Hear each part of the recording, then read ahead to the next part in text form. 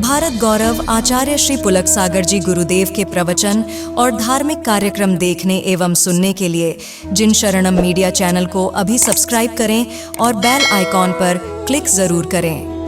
वो इसलिए कि जानवर के बच्चे बचपन से लेकर मृत्यु तक जानवर ही रहा करते हैं, वह उससे ज्यादा कुछ नहीं बन सकते हैं।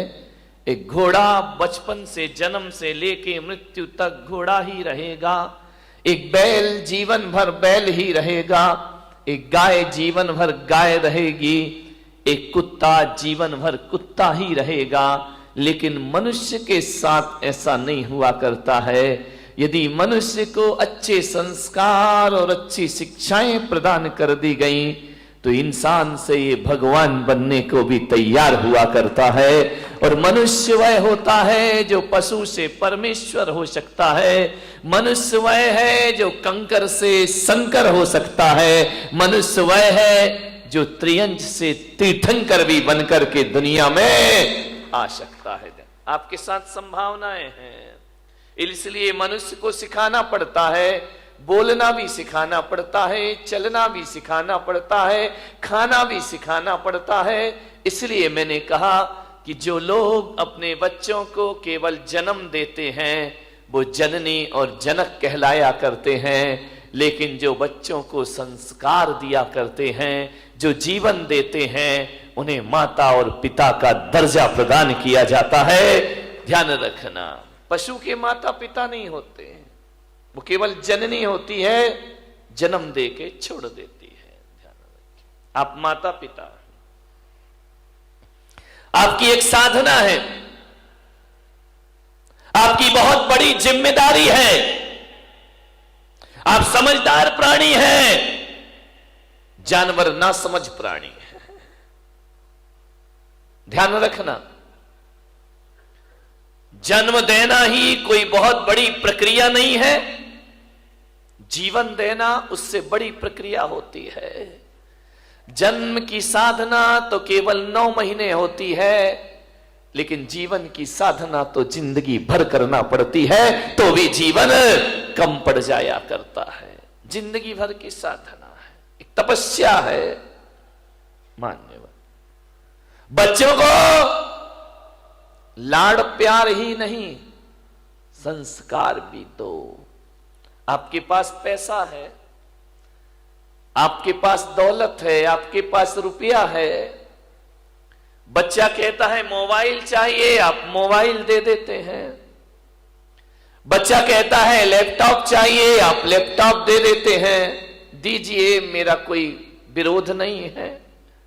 बच्चा कहता है गाड़ी चाहिए, बच्चा कहता है मोटरसाइकिल चाहिए, आप मोटरसाइकिल दिला देते हैं।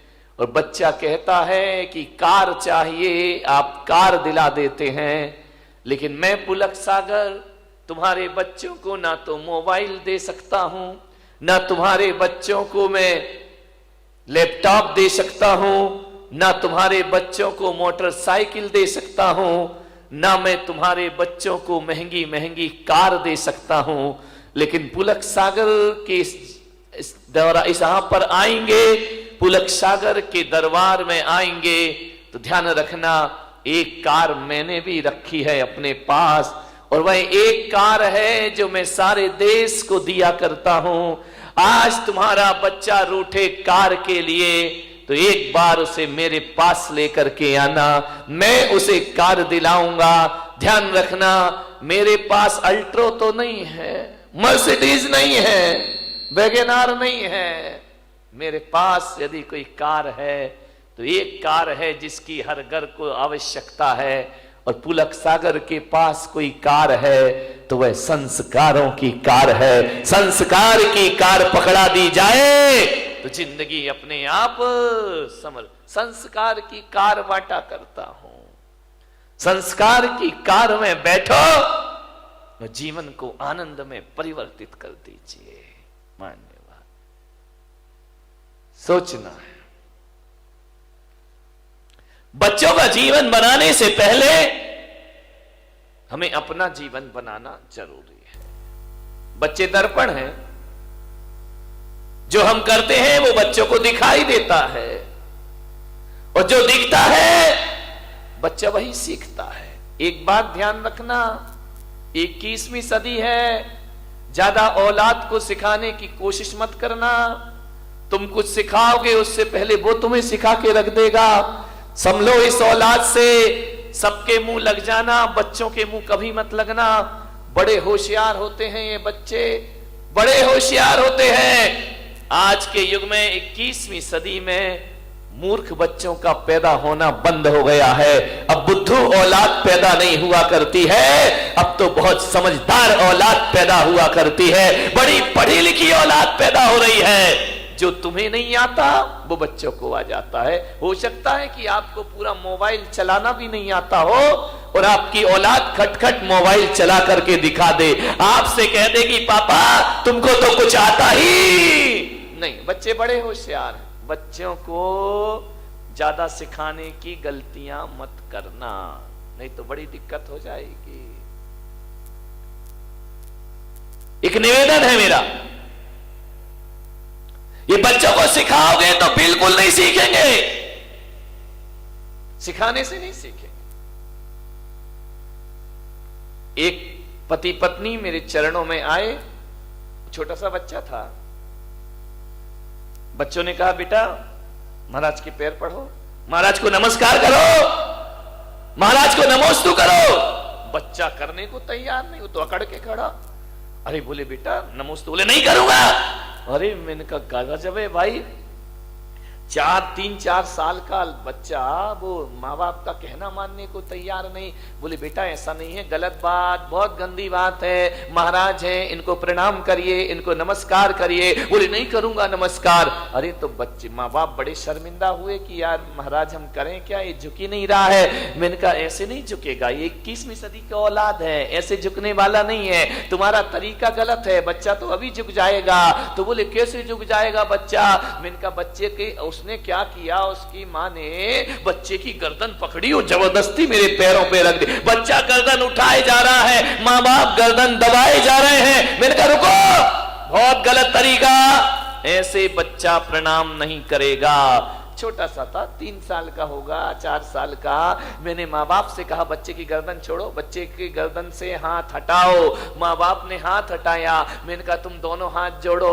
माँ बाप ने हाथ जोड़े। बच्चा छोटा सा था, उसने ऊपर देखा, मम्मी पापा हाथ जोड़ रहे, बच्चे ने भी हाथ जोड़ लिए। मैंने कहा तुम प्रणाम करो, नमस्कार करो। जैसे ही उन्होंने धोख लगाई, बच्चा भी लेट करके प्रणाम करने लगा। मैंने कहा ध्यान रखना, 21वीं सदी है, ये सिखाने से नहीं सीखेगी, ये दिखाने से सीखा करती है। जो आप दिखाएंगे बच्चा वैसा सीख जा। ध्यान रखना है, बच्चों का पालन पोषण करना, उन्हें संस्कार देना, आपको जिंदगी भर तपस्या करना पड़ेगी। बच्चों की परवरिश करो।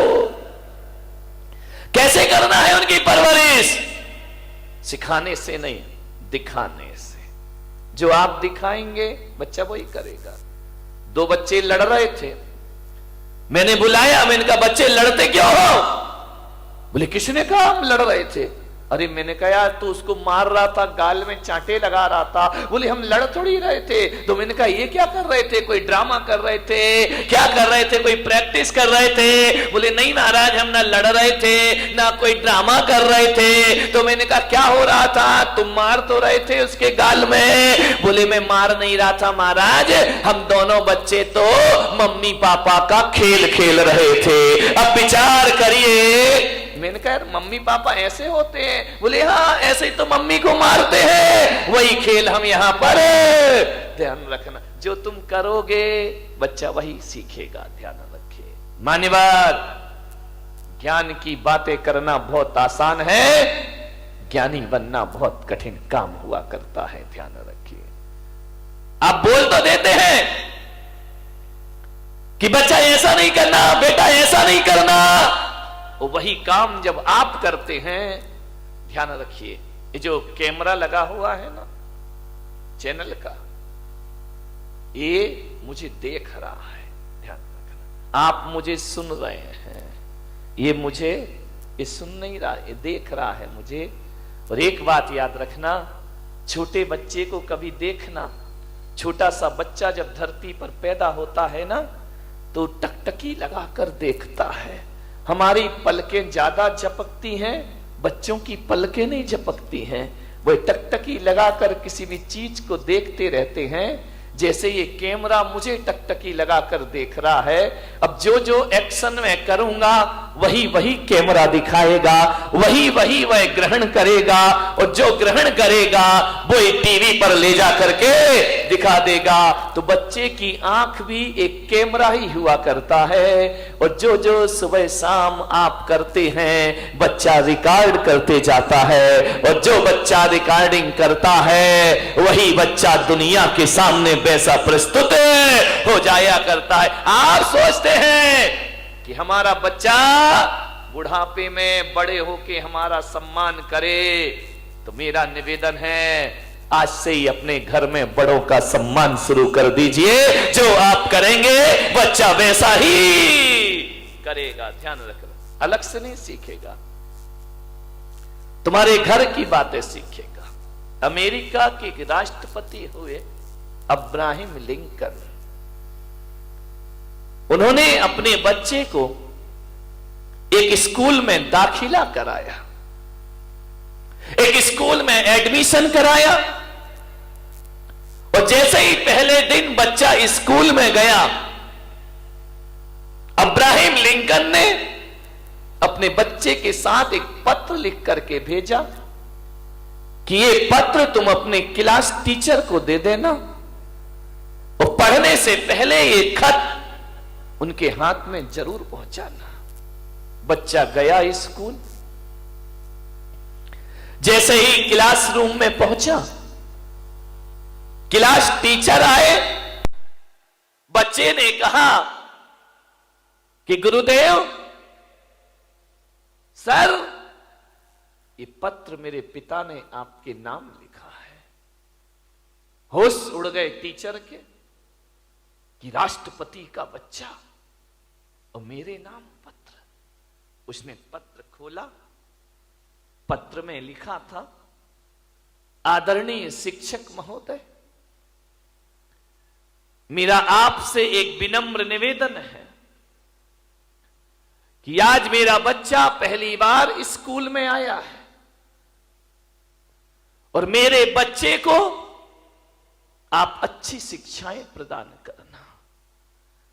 मैं शिक्षक महोदय से आग्रह करूंगा कि जब मेरे बच्चे को पढ़ाओ तो ये सोचकर मत पढ़ाना कि अमेरिका के राष्ट्रपति का बेटा है, बल्कि ये सोचकर पढ़ाना कि ये किसी देश का भविष्य तुम्हारे सामने बैठा हुआ है, ये किसी देश की ताकत बैठी हुई है, एक इंसान का बच्चा है।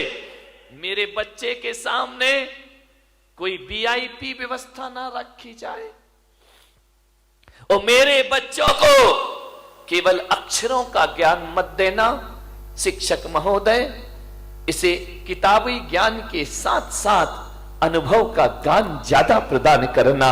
मैं नहीं चाहता कि मेरे बच्चे के पास बहुत बड़ी डिग्री हो या ना हो, डिग्री हो जाए कोई बड़ी बात नहीं है, लेकिन मैं ये नहीं चाहता कि मेरा बेटा डॉक्टर, इंजीनियर, आईएएस अफसर बन के निकले या ना निकले, लेकिन आपकी शिक्षाओं से मेरा बच्चा एक सच्चा और अच्छा इंसान बन करके स्कूल से निकले, ये राष्ट्रपति आपसे निवेदन करता है।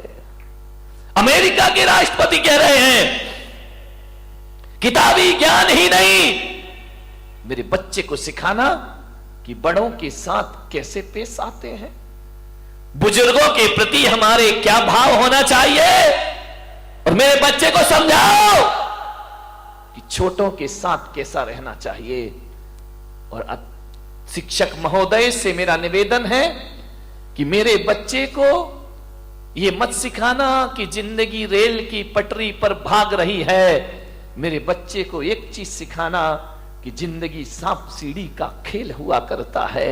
उसे समझाओ कि जिंदगी में ऐसे भी लोग मिलेंगे जो सीढ़ियों का सहारा देकर तुम्हें ऊपर चढ़ाएंगे, और जिंदगी में ऐसे भी लोग मिलेंगे जो अपने बनकर सांप के समान डसेंगे और जिंदगी को नीचे ला करके पटक देंगे। जिंदगी एक सांप सीढ़ी का खेल है, यहां चढ़ाने वाले भी मिलते हैं और यहां उतारने वाले भी प्राप्त हुआ करते हैं। मेरे बच्चे को समझाना कि जिंदगी में उतार चढ़ाव आएंगे, सीढ़ी भी मिलेगी और सांप भी मिलेगा, लेकिन मेरे बच्चे को ये संस्कार देना कि जब जिंदगी सीढ़ियों पर ऊपर चढ़ी जाए तो अहंकार में फूलना मत, और जब कोई सांप डस ले तो निराशा में जिंदगी को बर्बाद करना मत। ध्यान रखिए। उस शिक्षक के लिए राष्ट्रपति ने निवेदन किया, मान्यवर आपका बच्चा स्कूल जाता है, क्या मां बाप होने के नाते आपने क्लास टीचर को यह बोला है कि मेरे बच्चे को अच्छा इंसान बनाना? नहीं बोला ना।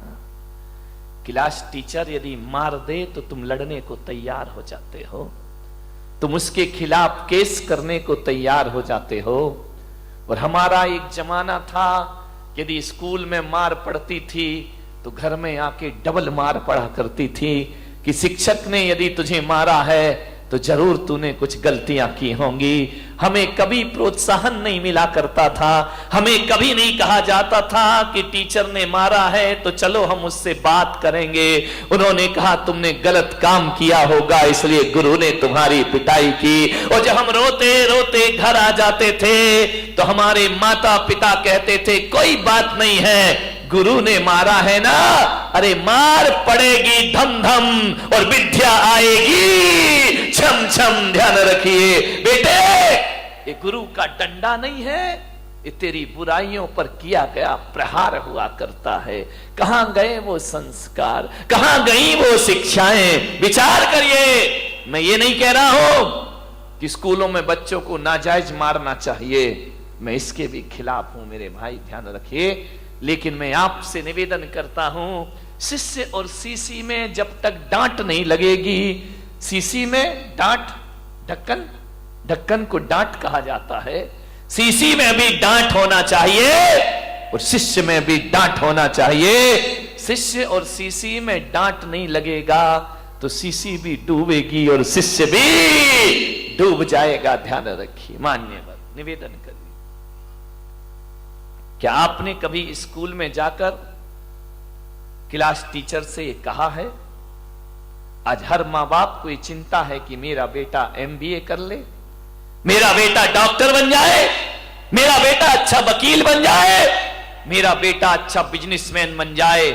कोई मां बाप भी नहीं सोचता है कि मेरा बेटा सच्चा और अच्छा इंसान बन जाए। ध्यान रखिए, मैं आपसे कहता हूं एक सच्चा और अच्छा इंसान 100 इंजीनियर और डॉक्टर से बढ़ करके हुआ करता है। ध्यान रखिए, यदि गलत आदमी डॉक्टर बन गया तो याद रखना वो कभी देश को, समाज की भलाई नहीं कर सकता है। गलत आदमी इंजीनियर बन गया, गलत आदमी व्यापारी बन गया, देश, समाज और परिवार को बर्बाद ही करेगा वो। ध्यान रखिए। आपसे निवेदन है, थोड़ी चिंता कर लिया करो कि मेरा बेटा अच्छा इंसान बने।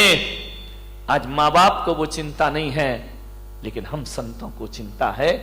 इसलिए ज्ञान गंगा महोत्सव में मैंने कहा था ना, मैं तुम्हें भगवान बनाने के लिए नहीं बुलाऊंगा, एक सच्चा और अच्छा इंसान बनाने के लिए तुम्हें यहां बुलाने का मैं प्रयास करूंगा। क्योंकि सच्चा और अच्छा इंसान भविष्य का भगवान हुआ करता है मेरे भाई। जो इंसान नहीं बन पाया वो भगवान क्या बनेगा? दुनिया से भागते फिरते हो, भगवान को तुम क्या पाओगे? ध्यान रखिए। मान्यवर विचार कर, अच्छा इंसान की जरूरत है इस देश को, अच्छे आदमी की जरूरत है इस देश को। तुम्हारे परिवार की खुशहाली के लिए अच्छे बेटे की जरूरत है। ध्यान रखिए। पूत कपूत तो का धन संचय, पूत सपूत तो का धन संचय। यदि पूत कपूत निकल गया तो सारी दौलत को बर्बाद करके रख देगा, और पूत यदि सपूत निकल गया, 1 रुपया भी ना दो तो भी लाखों की दौलत कमाकर अपने पिता को दिखा देगा। किसके लिए सोचते हुए सब? अच्छा व्यक्ति बनाइए। मान्यवर शिक्षकों के भरोसे जिंदगी मत काटना। ये वेतन भोगी हैं, इन्हें केवल मार्कशीट पकड़ाना है। इन्हें इससे कोई मतलब नहीं कि तुम्हारा बच्चा कैसा है, क्या करता है। वो तो कहेंगे रिजल्ट अच्छा आना चाहिए, बाकी तुम्हारा जो व्यवहार है वो तुम जानो। इस ध्यान रखना, अक्षरों का ज्ञान देना स्कूल के टीचर का काम है, और अनुभव का ज्ञान देना मां बाप का काम हुआ करता है, वो आपका दायित्व हुआ करता है। आप विचार करिए, गौर करिए अपने बच्चे पर, छोटी छोटी हरकतों पर ध्यान दीजिए। मैं आपको बता रहा हूं कि अपने बच्चों को कैसे परवरिश करना है उनकी। आप सोचिए, आप गौर करना अपने बच्चों पर, किसी के दर्द पर, किसी की पीड़ा पर तुम्हारा बच्चा हंसता तो नहीं है, तुम्हारा बच्चा उसकी मजाक तो नहीं बनाता है। यदि मजाक बनाता है रोक दीजिए उसे वहीं पर। किसी के दर्द पे मुस्कुराना मत सीखो मेरे भाई। कोई भूखा यदि तुम्हारे घर में है, यदि कोई दो बच्चे खाना खा रहे हैं, तो आप प्रवृत्ति पर ध्यान रखना, वो अपनी रोटी उसे देता है या नहीं देता है। यदि नहीं देता है तो आज से तुम्हें उसे अच्छे संस्कार देने का प्रयास करना पड़ेगा। यदि तुम्हारा बच्चा अपनी रोटी तो रखता ही है अपने पास, लेकिन दूसरे की रोटी भी अपने पास लाता है, तो समझना ये भारत के लिए बहुत खतरनाक व्यक्ति बनेगा। ये समाज और परिवार की कलह में कारण बनेगा, ये तुम्हारे दुखों का आमंत्रण बनेगा। और यदि कोई बच्चा ऐसा है जो अपनी रोटी भी दूसरों की थाली में रख दिया करता है, तो समझना हमने किसी महापुरुष को जन्म दिया है अपने घर में। प्यासे को पानी पिलाता है या नहीं पिलाता है? तुम्हारा बच्चा दूसरों का सामान छीनने को तो नहीं रोता है। तुम्हारा बच्चा दूसरों से तमीज से बात करता है या नहीं करता है? वह बड़ों को बड़ों जैसा सम्मान देता है या नहीं देता है? आज तो छोटा है तो लाड़ प्यार में आपको बड़ा अच्छा लगता है, लेकिन कल जब ये बड़ा हो जाएगा तुम्हारे लिए खतरा बन करके खड़ा हो जाएगा। ध्यान रखिए, आज अच्छा लगता है। विचार करिए, आप अपने बच्चे, मेरे पास लोग आते हैं, मैं छोटे बच्चे से पूछता हूं, बेटा नमोकार मंत्र आता है?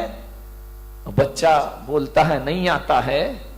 तो मैं माँ बाप की तरफ देखता हूं, माँ बाप की नजरें झुक जाया करती हैं। मैं कहता हूं कि बेटा 24 तीर्थंकरों के नाम आते हैं, बच्चे को नहीं आते हैं। उससे मैं पता लगा लेता हूं ये घर संस्कारित है या नहीं है, ये घर धार्मिक है या नहीं है। आपके घरों में जब मैं आहार लेने जाता हूं, अभी तो नहीं गया बारामती में किसी के यहां, जाऊंगा, चिंता मत करो, सबके घर में रेट पड़ेगी, ध्यान रखना। सबके घर में ध्यान रखना, जांच बैठेगी। मैंने जो 1 महीने चिल्लाया है उसका क्या रिजल्ट आया है।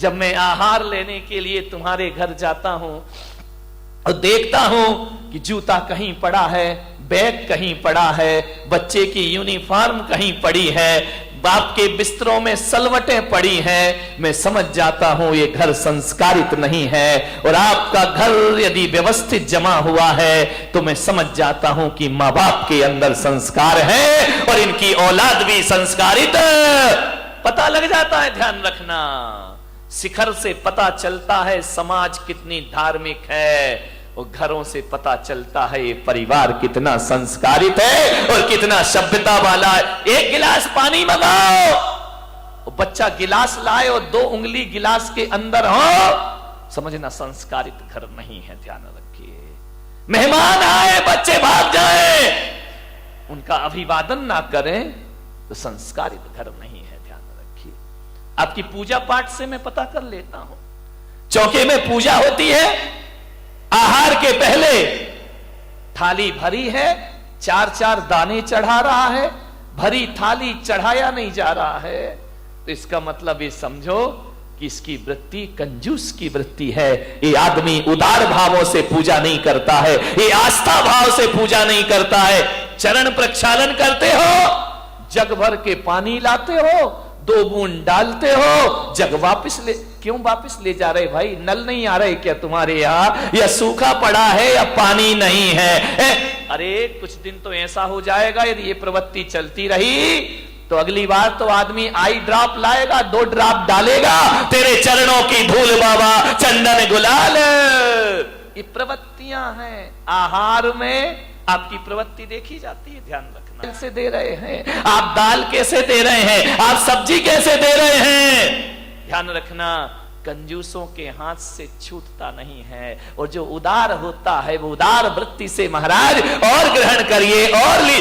खाना महाराज तो उतना ही लेंगे जितना उन्हें लेना है, लेकिन उससे आपकी प्रवृत्तियां पता चल जाएंगी। 4 महिलाएं सुबह से काम कर रही हैं मन चौके में, एक ऐसी आएगी, एक धक्का इधर दिया, एक धक्का उधर दिया, आगे खड़ी, काम आम कुछ करना नहीं है, समझना ये झगड़ालू औरत है। ध्यान रखना, ये नेतागिरी ज्यादा जानती है, ये राजनीति ज्यादा जानती है, काम कोई कर रहा, नाम खुद कमा रही है, ये राजनेता होते हैं। ध्यान रखना, एक कल्याण नहीं करे, ये कोई खुशहाल जीवन नहीं बना सकते हैं अपना।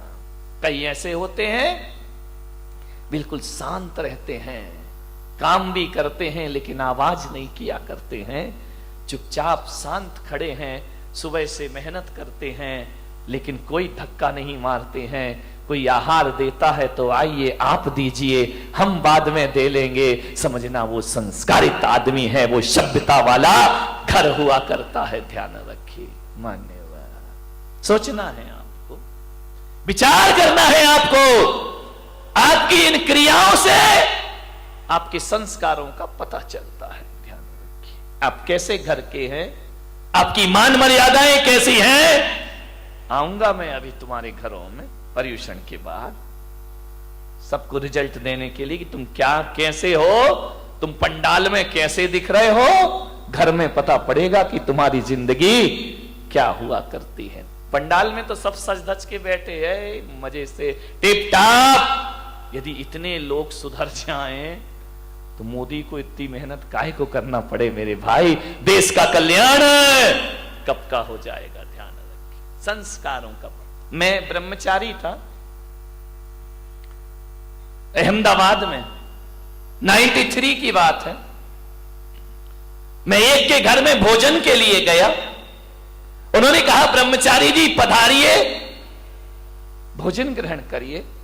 मुझे बिठाया गया, मां रोटी बना रही थी। अब ब्रह्मचारी को तो 1-2 ही लोग देते हैं, महाराज थोड़ी है कि लाइन लग रही है।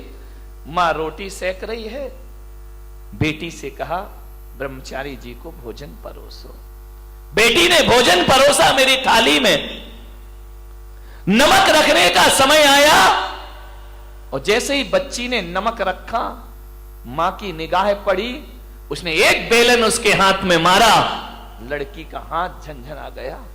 मैंने कहा भाई ये क्या बात है, ये मैं भोजन कर रहा हूं कि यहां तो महाभारत चल रही है। फट से लड़की कुछ ना बोली, ना लड़की रोई, ना लड़की चीखी, कुछ नहीं, चुपचाप रही। उसने व्यवस्था बदल दी। आहार के बाद मैंने पूछा, मेरा तो मौन था, मैंने कहा मैं आपके यहां भोजन को आया, आपकी लड़की इतने प्यार से परोस रही थी, आपने उसे बेलन क्यों मार दिया। बोले ब्रह्मचारी जी, इस लड़की को मैंने 10 बार समझाया कि थाली में नमक कहां रखते हैं और सब्जी कहां रखते हैं, ये आज फिर भूल गई। तो जब ये समझाने से नहीं समझी तो मुझे बेलन उठाना पड़ा। और आप जानते हैं मैंने एक शब्द भी नहीं बोला और एक बेलन ने नमक कहां रखना चाहिए वहां व्यवस्था इसकी करा दी, अपने आप इसने उठाकर रख दिया। अब इसे जिंदगी भर याद। मैंने कहा इतनी बारीकी, मैंने कहा क्या फर्क पड़ता है, नमक यहां रख दिया, यहां रख दिया। बोले महाराज नमक के स्वाद में कोई फर्क नहीं पड़ता, लेकिन आदमी के व्यवहार में बहुत फर्क पड़ा करता है। मेरी लड़की पराये घर जाएगी, इसे इतना ज्ञान होना चाहिए कि भोजन कैसे परोसा। इतना ध्यान आप देते हैं बच्चों का भविष्य बनाने में। मान्यवर, निवेदन है आपसे, सोचना है आपको कैसे करें बच्चों की परवरिश। एक लड़की की शादी होना थी, अमीर आदमी कर करोड़पति अरबपति, किसी पैसे की कमी नहीं, बीसियों नौकर चाकर जिसके घर में, एक करोड़पति के घर में एक आदमी अपने लड़के के लिए लड़की देखने गया, और जैसे ही गया बड़ा स्वागत हुआ, कालीन बिछाए गए, गुलाब जल से स्वागत हुआ, आइए अभिनंदन है, आपका स्वागत है, पधारिए, बहुत स्वागत हुआ। डाइनिंग टेबल पर इतनी प्लेट लगी कि लड़के का बाप देखकर हैरान हो गया कि इनके घर में ऐसा भोजन हुआ करता है, बड़ा स्वागत सत्कार। लड़के हर चीज में, नौकर खड़े हुए हैं, पानी लेकर नौकर खड़े, अटैची उठाने के लिए नौकर खड़े, कार का दरवाजा खोलने के लिए नौकर खड़े, बड़ा स्वागत हुआ। लड़की के पिता ने कहा तो भाई साहब रिश्ता पक्का समझूं। लड़के के पिता ने कहा घर जाके जवाब दूंगा। अरे बोले क्या पसंद नहीं आया? मेरी लड़की पढ़ी है, लिखी है, खूबसूरत है, इतनी सुंदर है, पढ़ाई लिखाई में टॉपर है। उसने कहा ठीक है, जवाब घर जाके दूंगा। 8 दिन बीते, 10 दिन बीते, 1 महीना बीता, कोई जवाब नहीं।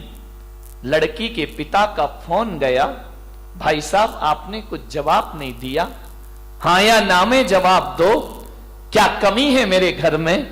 लड़के के पिता ने कहा कि भाई साहब मुझे क्षमा करना, यदि मैंने महीने भर जवाब नहीं दिया तो इसका मतलब है मैं तुम्हारे घर में रिश्ता नहीं करना चाहता हूं, लेकिन जब आप मजबूर कर रहे हैं तो मैं कहता हूं कि ये रिश्ता मुझे मंजूर नहीं है। अरे क्या कमी रह गई? मेरी लड़की पढ़ी लिखी है। बोले बेशक कोई दिक्कत की बात नहीं है, मेरी लड़की, बोले आपकी लड़की बहुत सुंदर है। सुंदरता तो बहुत है उस लड़की में, मेरे घर में पैसों की कमी नहीं, कितना पैसा चाहिए आपको? लड़के के पिता ने कहा मैं अपने बेटे को बेचता नहीं हूं पैसों में, मेरा बेटा बड़ा योग्य है, सुशील है, और रही दौलत की बात तो दौलत की कमी तो मेरे घर में भी नहीं है।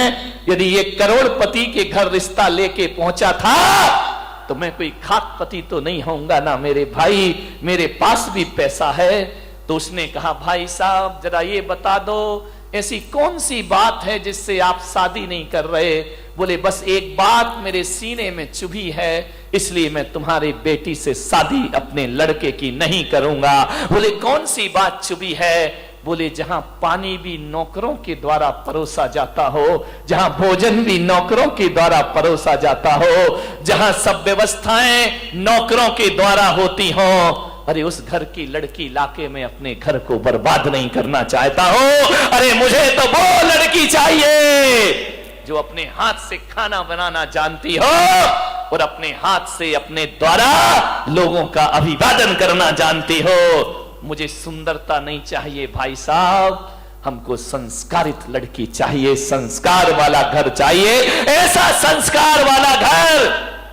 अरे ये दौलत तो आज है कल ना रहेगी, और जिस दिन दौलत ना रहेगी नौकरों को छूटने में ज्यादा देर नहीं लगा करती है, लेकिन बेटी के साथ यदि संस्कार है तो दौलत रहे या ना रहे, ध्यान रखना ये रुपए पैसे घर की लक्ष्मी नहीं, मेरी बहू मेरी घर की लक्ष्मी हुआ करती है। उससे बड़ा धन दुनिया में कोई दूसरा। अपनी बेटियों को ये सिखाया है आपने, खाना बनाना नहीं आता तुम्हारी लड़कियों को। ध्यान रखना, जो पत्नी, महिलाओं को कुछ सीखना चाहिए या नहीं सीखना चाहिए। अब मुझे नहीं पता कि अब स्कूलों में होम साइंस पढ़ाई जाती है या नहीं पढ़ाई जाती है, लेकिन महिलाओं को, बालिकाओं को, अपनी बेटियों को कुछ सिखाओ या ना सिखाओ, अच्छा खाना बनाना जरूर सिखाइए, अच्छा भोजन बनाना जरूर सिखाइए। कोई कला आए या ना आए, पाक कला आपकी बच्ची को जरूर आना चाहिए। और लड़कियों को ही नहीं, वक्त पड़े तो लड़कों को भी खाना बनाना ये कोई छोटा काम नहीं है। आप ये मत समझो खाना बनाने से हमारा स्टेटस गिर जाएगा।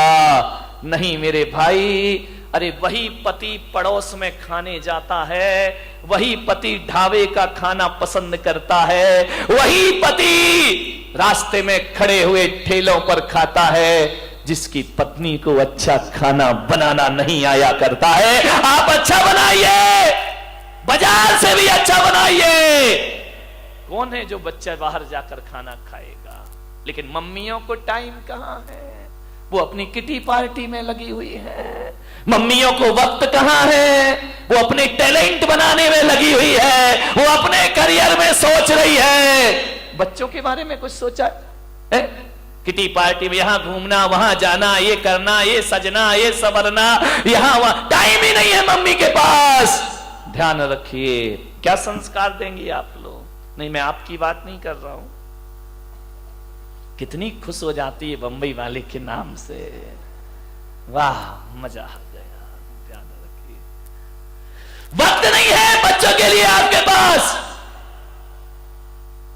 बच्चा स्कूल से आता है, मम्मी मम्मी भूख लगी, मम्मी भी टीवी स्टाइल में आ जाती है, बेटा 2 मिनट मैगी लाई, धत मैगी खिला रहे हो उसको। विचार करिए, रोटी बनाना नहीं आती है, खाना बनाना नहीं आता है, खाने में निपुण होना चाहिए हर नारी को। ये भारतीय संस्कृति है। मान्यवर, आपको बोलना आना चाहिए, आपको सभ्यता से बोलना आना चाहिए, आपको कैसे चलना है, कैसे उठना है, क्या पहनना है, आपको ये भी नहीं आता है। अच्छे कपड़े पहनो सभ्यता के। ये अश्लील कपड़ों से थोड़े देर का अट्रैक्शन तो होता है, लेकिन आपको समाज में इज्जत मिलने वाली नहीं है। अच्छे कपड़े पहनाइए।